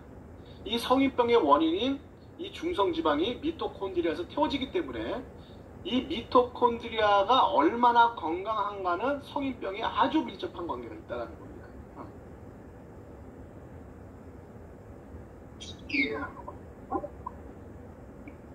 세포 안에는 몇백 개에서 몇천 개의 미토콘드리아가 있다. 미토콘드리아는 호흡으로 들어간 산소와 음식물에서 얻어진 당을 연소시키는데, 이 작용을 통해 생명 유지에 필요한 에너지가 발생되는 것이다. 그래서 미토콘드리아를 흔히 인체 발전소라 부르며, 미토콘드리아는 세포에서 핵을 제외하고 독자적인 DNA를 갖고 있는 유일한 기관이기도 하다.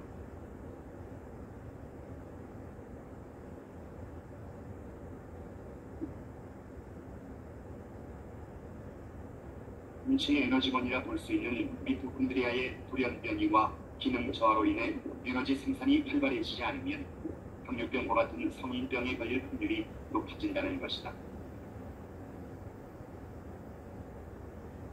이 말대로라면 미토콘드리아가 당뇨병은 물론 각종 성인병의 비밀을 푸는 열쇠가 되는 셈이다. 네, 이 미토콘드리아가 당뇨병이나 성인병의 병을 고치는 열쇠가 되는 거다. 그러니까 중성지방을 태우는 게 미토콘드리아니까. 그쵸? 자, 그런데 알스케어드라는 제품이 있는데, 이걸 먹게 되면은요, 이 미토콘드리아가 독자적으로 갖고 있는 유전자가 있는데, 그 미토콘드리아 유전자를 젊게 리셋시켜주면서 미토콘드리아의 개수가 획기적으로 증가합니다. 엄청나게 많아져요. 그러니까 당을 쉽게 태울 수가 있는 거죠. 그러니까 혈당이 잘 떨어지겠죠. 그 다음에 손상된 미토콘드리아 유전자를 회복시켜줌으로써 미토콘드리아의 기능을 극대화시켜줍니다. 그 역할을 해주는 게 알스케어드예요. 정말 이게 드라마틱하죠. 실제로 그럼 이런 알스케어드가 이걸 어떻게 알 수가 있느냐. 자, 보시면은요, 여기 이제 한국 TCM이라고 하는 유전자 검사 기관인데,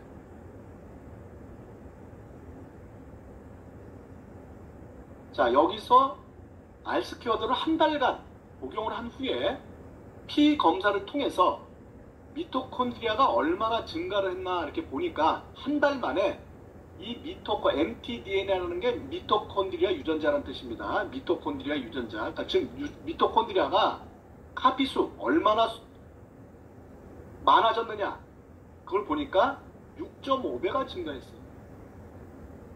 한 달 만에 미토콘드리아가 6.5배가 증가했어요.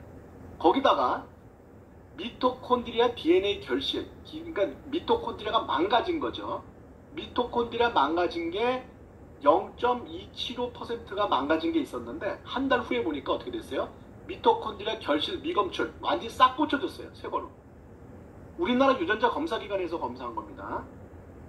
또 한 사람은 무려 12배가 증가했어요. 미토콘드리아가 한 달 만에.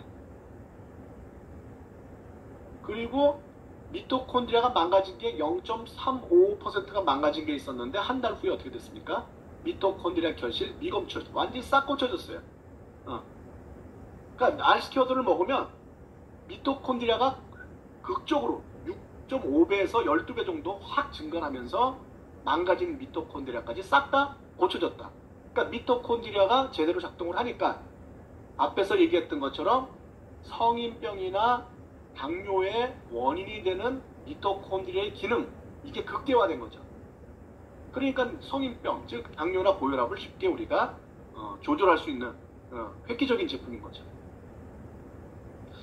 자, 그래서 알스키어드를 이제 먹으면 이제 그런 그 미토콘드리아를 우리가 증가시켜서 운동할 수 있는 운동한 효과를 낼 수가 있고요.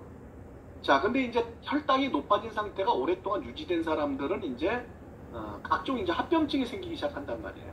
앞에서도 말씀드렸지만 이제 그 신발, 손이나 발 말단부의 세포가 서서히 이제 죽어 들어간다든지, 또는 신장 기능이 이제 급격히 저하돼서 이제 투석을 나중에 하게 된다든지, 또는 이제 그 안구 질환, 녹내장이나 또는 시력 저하 같은 이런 이제 안구 질환이 생긴다든지, 이런 무서운 합병증이 이제 같이 따라오거든요. 이게 전부 다 혈액순환이 안 돼서 생기는 질병이란 말이죠. 그죠?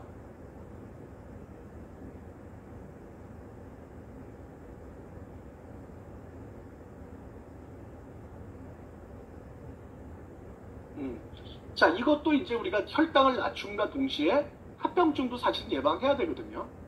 그래야 그 당뇨가 났을 때도 건강하게 우리가 그 삶을 살 수가 있지 않겠어요? 자, 그래서 이런 혈액순환을 좋게 하기 위해서 우리 혈액 내에 있는 중성지방이라든지 또는 저밀도 콜레스테롤을 감소시키는 제품으로 콜레스틴이라는 게 있습니다. 그래서 요거는 쌀을 홍국으로 발효시켜서 만든 그 빨간 쌀, 붉은 쌀에 들어가 있는 모나콜린 K라는 성분이 있는데, 이 모나콜린 K 성분이 바로 이 중성지방과 저밀도 콜레스테롤을 줄여주는 획기적인 성분이에요. 그러니까 요게 이제 함유가 되어 있는 게 이제 콜레스틴이고요.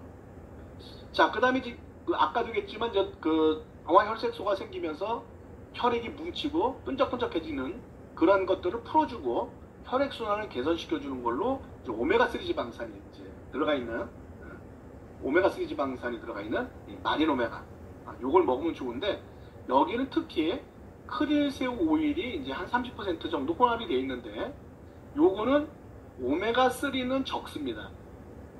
오메가3는 적은데, 당뇨로 인해서 망가진 세포막을 재생시키는 인지질이 많이 들어있었어요. 인지질.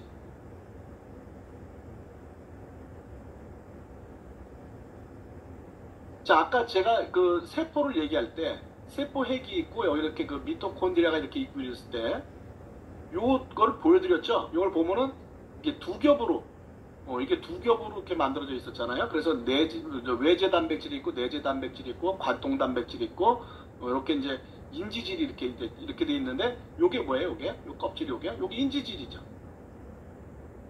세포막의 성분. 그 인지질이 그 이중으로 돼 있다 그랬죠.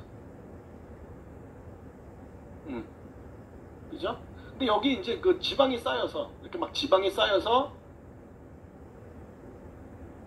이 인지질을 막을 망가뜨린 거를 요 크릴새우에 들어가 있는 인지질은 요게 이제 그 요 세포막을 회복시켜 준다는 거죠. 요걸 회복시켜 주는. 그래서 요거를 이제 30% 정도 함유가 되어 있고, 그렇지만 요거는 오메가3가 적어요. 그 대신에. 그래서 이제 오메가3가 많은 어유와 이 그 크릴새우가 7대3의 비율로 섞여 있는 게 가장 효과가 좋습니다. 100% 크릴 오일은요, 오메가3 지방산이 너무 낮아갖고 그거는 건강 기름식품이 아닙니다. 일반 식품이에요. 크릴새우 100%는 좋지 않습니다. 크릴새우 100%는 그거는 오메가3가 오히려 너무 낮고 산패될 가능성이 많아서 우리나라에서 건강보조식품으로 인정이 안 돼 있습니다. 그냥 일반 식품으로 구분이 돼 있습니다. 그래서 이제 그 우리가 오메가3 제품을 먹으려면 반드시 RTGO 공법으로 만든 100% 오메가3 지방산과 크릴새우, 인지질이 들어가 있는 크릴새우를 합쳐져 이렇게 조합시킨 마리노메가 훨씬 더 효과가 좋은 제품입니다. 그 다음에 이제 이 지방 대사를 촉진해서 그 혈중의 지방을 낮추고 세포 바깥에 있는 이 지방층을 줄여주는 그런 역할을 해주는 게 바로 이 메타라는 게 있어요. 그래서 자, 우리가 이제 그 정리를 하면은 그 다음에 이제 여기는 천연 인슐린 성분인 이눌린도 들어가 있습니다. 혈당을 조절해 줄 수 있는 이눌린도 들어가 있고, 그래서 이제 그 정리를 해드리면, 했던 얘기를 쭉 정리해드리면, 혈당을 조절할 때는 칼로리 섭취를 제한해야 되고, 제사에 필요한 영양소를 섭취해야 되고, 주기적으로 운동을 해야 된다, 이렇게 말씀을 드렸고요. 자, 칼로리가 높지 않은 걸 먹는 것보다 소화 흡수가 느린 걸 먹는 게 좋다. 그러기 위해서는 우리가 식이섬유를 먹어줘야 된다, 이렇게 얘기를 했죠. 그래서 식이섬유가 들어가 있는 게 마이에찌면서 혈당 조절 능력이 있다, 이렇게 말씀을 드렸어요. 거기다가 요 메타는 중성지방 대사를 증가시킴으로써 결과적으로 우리가 먹을 칼로리를 빠르게 소모시킨다는 거죠.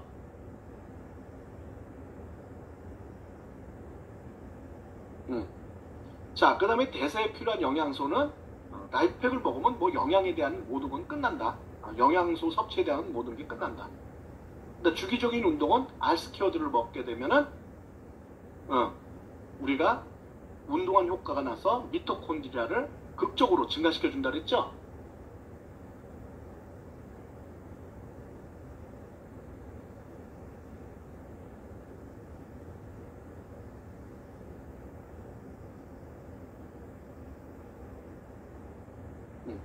미토콘드리아가 이 당뇨라든지 고혈압 같은 성인병을 감소시키는 데 굉장히 중요한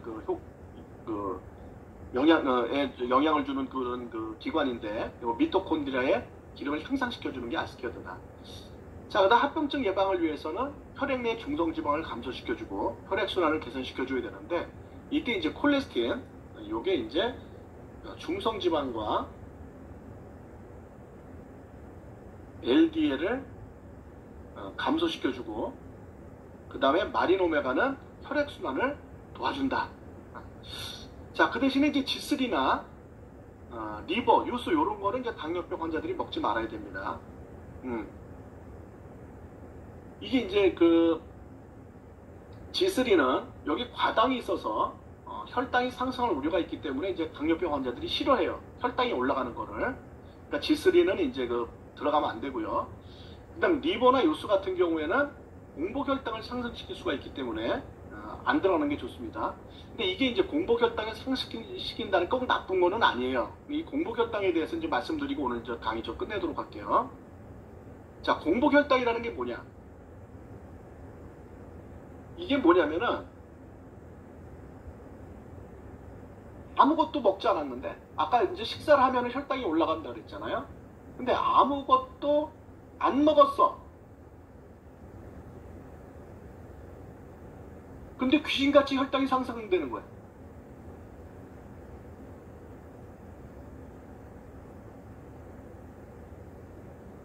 아니, 밥을 먹어야 혈당이 올라간다면서요.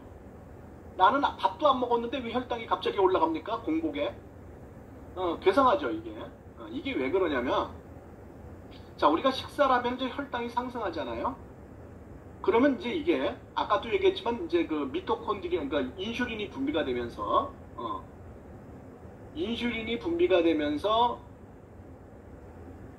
이제 세포가 열리죠.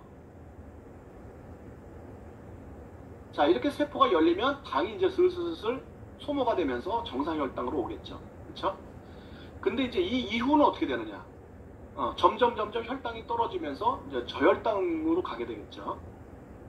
자, 그런데 우리가 혈당이 상승돼서 정상 혈당으로 올 때까지 걸리는 시간이 약 2-3시간 정도 걸린다. 넉넉 잡고 3시간 정도 걸리는 거예요. 자, 그러면 3시간 후에는 정상 혈당으로 돌아왔다가 그 이후로는 저혈당으로 서서히 가게 되는데, 우리가 식사는 5에서 6시간, 5-6시간마다 한 번씩 먹는단 말이에요, 식사를. 자, 그러다 보면 필연적으로 이 식간에 당이 부족한 상황이 분명히 오게 돼 있다는 거예요. 당이 부족해지는 상황에서. 자, 그런데 우리 뇌는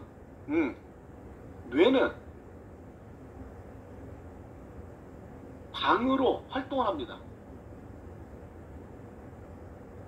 당을 먹고 활동을 하는 거예요. 당을. 뇌는. 그러니까 당이 부족해지면 뇌의 활동이 저하되는 거예요. 그럼 짜증이 나죠. 막 짜증이 나. 배고파갖고.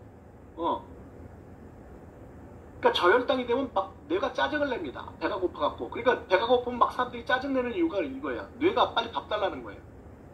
근데 밥 먹으려면 아직도 시간이 좀 남아있어. 당은 3시간 만에 다 소모가 됐고.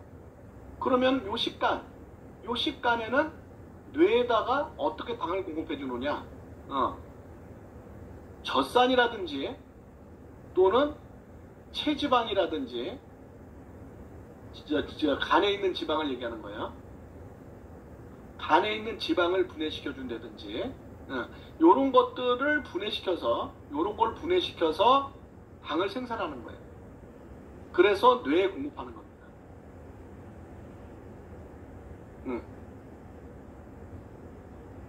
그러니까 식간에 이 뇌가 먹는 당을 생산하기 위해서 어디다 써야 되나? 여기서는 이제 요 식간에는 간에서 당을 생산한다는 거예요. 그래서 뇌에 공급해 주는 거예요. 그래서 뇌에서 이 당을 먹을 수 있게 해주는 거죠. 자, 그런데 당뇨병 환자는 이 간에서 생산된 당이 잘 소모가 되질 않는 거예요. 아까도 얘기했지만 세포 속으로 들어갈 수가 없으니까. 그러니까 식간에 당이 부족해졌을 때 간에서 생산된 이 당, 간에서 생산된 뇌에 공급하기 위해서 간에서 생산된 이 당, 요것 때문에 결과적으로 당뇨병 환자는 공복혈당이 상승하게 되는 겁니다.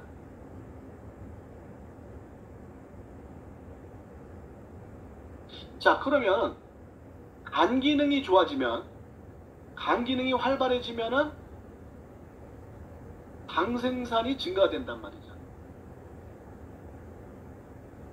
그러면은 공복혈당도 높아지는 거예요. 그렇죠?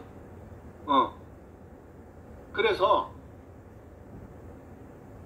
나쁜 건 아닌데 유스나 요런 앞에서 얘기했던 그 유스나 리버 같은 요런 것들은 간 기능을 개선시키면서 공복혈당이 상승하게 되는데 그 나쁜 거는 사실은 아니에요. 당뇨병 환자한테는 당이 상승되니까 별로 기분 좋은 일은 아니지만 사실 나쁜 거는 아니에요. 그렇지만은 어쨌든 간에 당뇨병 환자들은 공복혈당 올라가는 걸 굉장히 싫어하잖아요.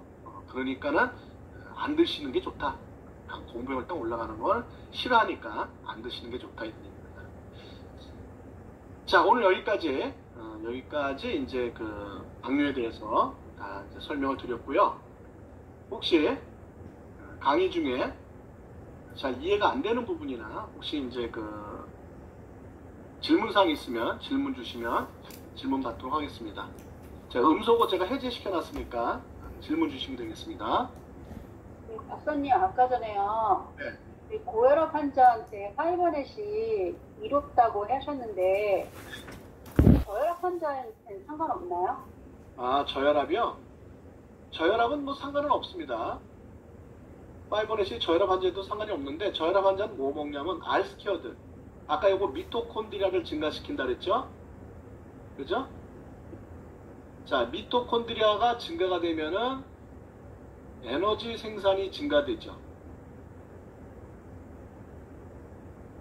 자, 이렇게 에너지 생산이 증가가 되면은 심장 박동이 힘차지는 거죠.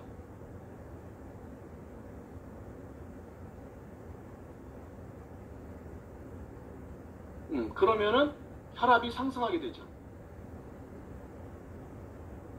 그쵸? 그래서 저혈압 환자는 뭘 먹는다?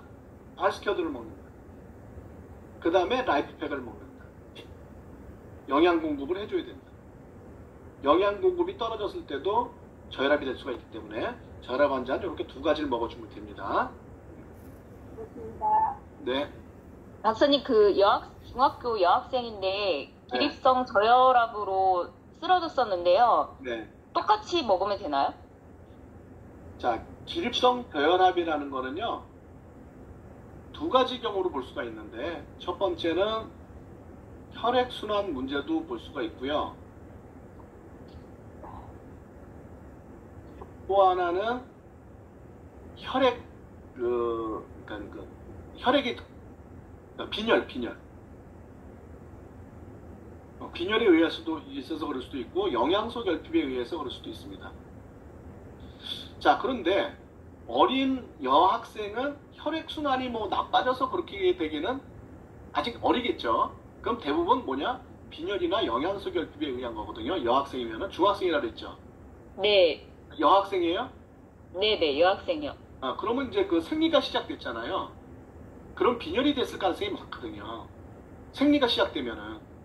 그래서 이제 특히 이렇게 생리가 시작된 지 얼마 안 된 그 학생들은 빈혈 증상에 의해서 기립성 저혈압이 생길 수가 있어요. 자, 그래서 이런 때는 라이프팩틴, 그 다음에 에스테라원. 몇 학년이에요? 중학교? 2학년? 2학년이에요? 그러면 에스테라원은 아직 좀 일르고요. 그 다음에 그 아이언 이센셜스,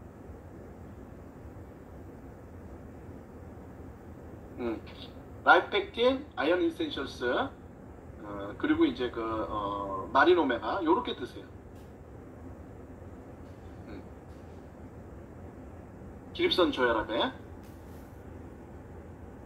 됐습니까? 네, 그리고 네, 감사합니다. 박사님 하나 네네. 물어보겠는데요. 네네. 술은 무조건 안 좋잖아요. 그런데 특히 당뇨의 술이 어떻게 안 좋은지 그게 좀 궁금해가지고 술을 너무 좋아해가지고. 무조건 안 좋은 거는 아니에요. 그러니까 적당량의 술은 괜찮아요. 아, 그래요? 네, 왜냐면 이제 술이라는 게 네, 이제 그 알코올이란 말이죠. 네, 그렇죠? 네, 이 알코올이 들어가게 되면은 간에서 이 알코올을 분해시켜요. 간에서. 네. 그래서 아세트알데히드라는 거로 만들어요. 자, 이 아세트알데히드라는 게 만들어지면 얘가 혈액순환을 도와주는 거예요. 그러니까 얘가 이제 뭐냐면 혈관을 팽창시켜요. 혈관을 평창.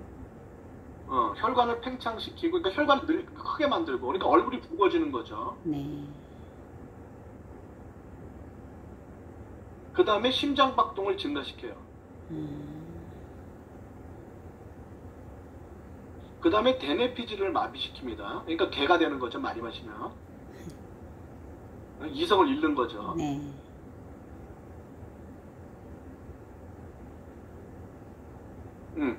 자, 이런 것들이 이제 그 아세트알데히드 양리작용이거든요. 그러니까는 우리가 대뇌피질이 마비되지 않도록 혈관을 팽창시키고 심장박동이 증가되는 정도로 약간 우리가 기분 좋은 정도 살짝 먹는 그런 그 술은 나쁜 게 아니에요, 사실은. 그런데 이 아세트알데히드가 다시 분해가 되면 아세테이트라는 게 만들어지고요. 이 아세테이트가 다시 분해가 되면은 산소라든지 물이 되거나 아니면 이게 지방으로 합성이 돼요. 그러니까 이 지방 합성되는 게 이게 이제 알코올성 지방간이 되는 거예요. 이 알코올성 지방간이 되면서 또 이제 그 혈관에 협착이 혈관에 이제 그 협착이 돼서 혈압이 증가되는 거예요. 그러니까 무슨 얘기인지 아시겠죠? 네네. 자, 그러니까 건강한 사람은 혈액순환에 도움이 되는데 고혈압 환자인 경우 어떻게 되겠습니까? 고혈압 환자인 경우에 혈관이 팽창되고 심장박동이 증가되고 막 이러면은 이제 혈압이 올라갈 수도 있겠죠. 그리고 이렇게 이제 혈관 협착이 돼서 혈압이 또 증가되는 이런 그 나중에 아세테이트가 이런 지방 합성을 해서 이렇게 되니까 많은 술을 먹는 거는 좋지 않은데 네. 적당하게 천천히 적당하게 적당함이라는 게 사람마다 다른데 이게 이제 아세테이트를 분해하는 효소가 있는데 간에 요게 없는 사람이 있어요. 이 그 아세트알데히드를 분해시키는 효소가 이 안세트 알데히드 분해 효소가 없는 사람은 너 술을 못 마셔요. 너무 큰일 나요. 왜냐면 이 심장박동 증가되고 막 이런 게 가라앉질 않아요. 그 다음에 이게 한 가지만 있는 사람이 있어요. 이거 술이 약한 사람이죠. 이 두 가지가 있는 사람이 있어요. 이건 말술이야. 술이 센 거야. 그러니까 술을 이런 사람들이 엄청나게 많이 마시거든요. 그런데 이제 이런 사람은 술을 조금만 마셔서 뭐 혈액순환이 좀 잘 되는 그 정도, 이런 정도로 이렇게 자기가 조절해서 마시는 것까지는 괜찮은데, 고혈압 환자 같은 경우에는 이제 좀 자제를 좀 많이 해주시는 게 좋겠죠. 네. 그리고 하나만 더 물어보겠는데요, 네. 박사님. 지금 TR90을 하고 있는데 어떻게 뭐지? 살은 5%가 빠지고 왜 저기 지방을 얘기하는 거예요? 뭐라 그랬지? 몸무게는 5%가 빠지고요. 근데 체지방이 1%밖에 안 빠진 거예요. 3개월이 다 됐는데. 왜 그러는 거예요? TR 강의 들으세요. 들었는데 또 모르겠네요. 한번 듣기는 들을게요. 네, 몸무게 5% 빠졌다는 건 이거는 네. 이건 근육 빠진 거예요. 근육이 빠진 거. 그러니까 지방도 빠졌지만 근육이 더 많이 빠졌어 지금. 그러면 안 되지. 근육이 감소됐다는 거는 안 되는 거잖아요. 이거는 이제 그 영양 섭취가 잘못된 거예요. 다 먹는데. 네? 뭐 유수도 먹고 뭐 여러 가지를 되게 많이 먹거든요. 우리 소비자인데. 뭐 먹었길래 그래요? 유수 먹고 TR90하고 또 뭐 먹었어요? 유수 먹고 TR90 먹고. 네. 또 다 불러보세요. 그거를 제가 다 잘 안 적어놔. 라이프팩 먹어요? 라이프팩? 라이프를 안 먹고 유수를 먹어요, 계속. 이건 소용없어 이거는. 그래서 자, 그렇구나. 이건 조정민 사장님하고 같이 얘기를 해드릴게요. 네. 유스하고 라이프팩을 자꾸 이거 헷갈리는데. 네. 자, 이거는 우리가 필요로 하는 하루에 필요한 모든 영양소를 공급해 주는 거예요. 네.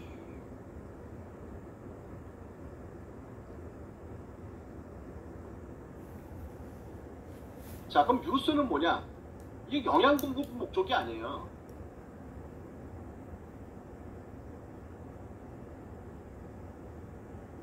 자, 여기 들어가 있는 영양소는 우리 몸에 영양을 공급하기 위한 게 아니에요.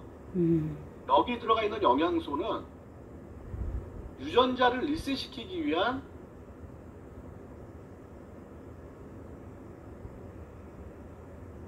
영양소의 종류와 배합이에요.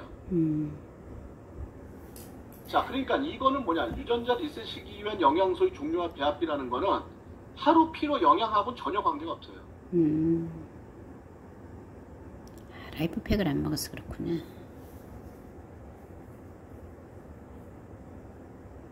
자, 그래서 유스나 라이프팩 둘 중에 하나를 먹어라. 난 하나밖에 못 먹겠습니다. 어떤 걸 먹으면 좋겠습니까? 하면 1순위가 라이프팩이에요. 그렇습니까?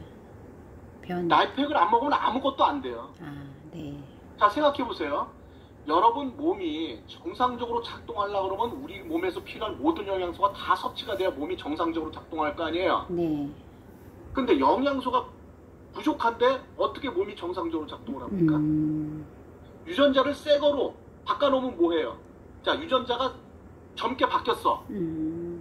자, 그래서 내가 20대 몸이 됐어. 예를 들자면 20대 몸이 됐는데 영양이 부족해. 어떻게 되겠습니까? 무슨 말인지 알겠어요. 20살짜리한테 영양 결핍을 만들어 버리면 20살짜리가 제대로 몸이 작동합니까? 몸 적게 만들면 뭐 할 거예요? 네. 그죠? 네, 무슨 말인지 그래서 알겠어요. 가장 중요한 건 뭐냐면 영양을 공급해 주는 게 가장 중요한 겁니다. 네, 이게 네. 안 되면 모든 게 안 돼요. 네네. 그래서 여러분들 뉴스보다 뭐가 1순위다? 라이프팩. 네, 알겠습니다. 감사합니다. 네네. 초등학교 6학년 생리통 이제 막 시작된 거죠? 네, 맞아요. 이때 할 수 없이 에스테라, 그러니까 에스테라 1을 먹는데 생리가 네. 이제 그러니까 생리통이 없어지면 이제 끊어도 됩니다. 네. 감사합니다. 뭐가 감사해 아직 안 끝났는데. 그래요? 소주 2잔?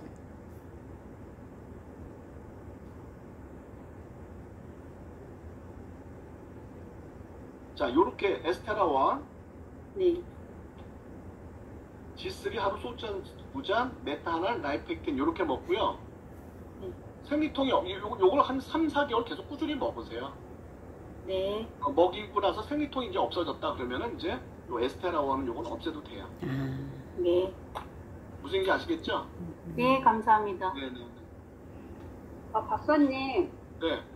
저기, 신부전 환자인데요. 추석 전인데, 네. 지금 밥을 잘 못 먹어가지고, 네. 근데 이제 좀 당뇨가 있어가지고요. 음. 그 이제 영양제를 어떤 걸 먹어야 되나요? 그러니까 제가 얘기 드렸죠. 당뇨가 있으면은 신장 망가진다. 네. 설명드렸죠? 네. 그런데 이제 G3를 주자니 당뇨가 있어가지고 조금 애매하고. 그러니까 지금 저 설명을 드릴게요. 어쨌든 그러니까 당뇨를 고치면 신부정도 같이 고쳐지는 거예요. 네. 무슨 얘기인지 아시겠죠? 네. 그러면 당뇨에서 아까 제가 어떻게 먹으라 그랬어요? 마이엣지, 네. 라이프팩, 네. 그 다음에 알스테어드, 메타 이렇게 먹으라 그랬죠? 예? 네. 앞에 제가 이렇게 설명드렸잖아요. 여기 G3가 어디 있어? 아니, 너무 밥을 못 먹어가지고. 그러니까 밥을 못 먹는데 라이프팩. 밥을 못 먹는데 영양결핍이 됐다는 얘기 아니에요. 네. 그 영양결핍에 대한 대책은 뭐가 된다 그랬어요? 라이프팩.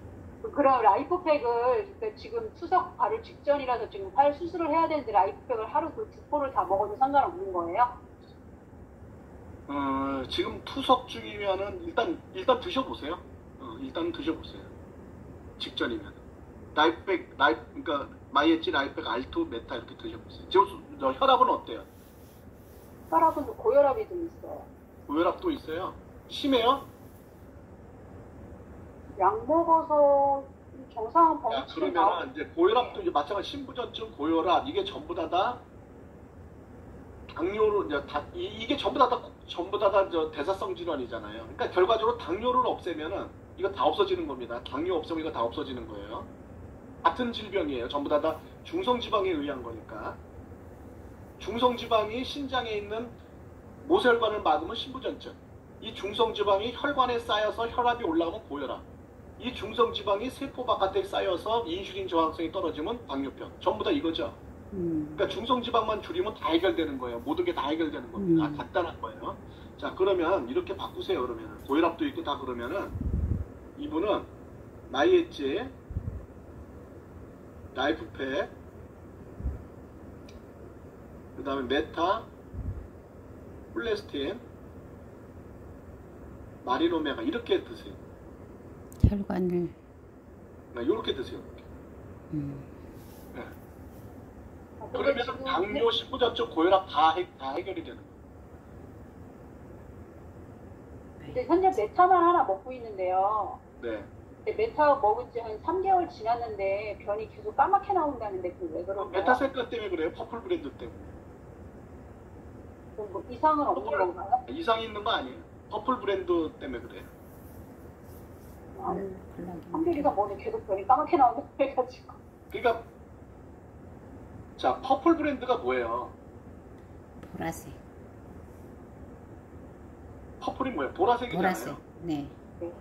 이 보라색 때문에 까맣게 나오는 거라니까요. 자, 거기 블랙라이스 들어가 있죠. 네. 블랙라이스가 뭐예요? 흑미죠. 네. 빌베리. 그 다음에 뭐가 들어가 있어요? 그 다음에 이제 블랙라이스, 빌베리, 또 하나 뭐더라? 또 하나 하여간 뭐 이게 전부 다 색깔이 까만 색깔이란 말이에요. 이 보라색, 짙은 보라색 또는 까만색이란 말이에요. 그러니까 변이 까맣게 나오지. 여러분 저기 저 채소 많이 먹으면 변이 초록색으로 안 나와요? 맞아요. 나와요. 당연한 거지. 어떤 색깔을 먹냐에 대해서 변 색깔이 바뀌죠. 네, 알겠습니다. 네네. 감사합니다.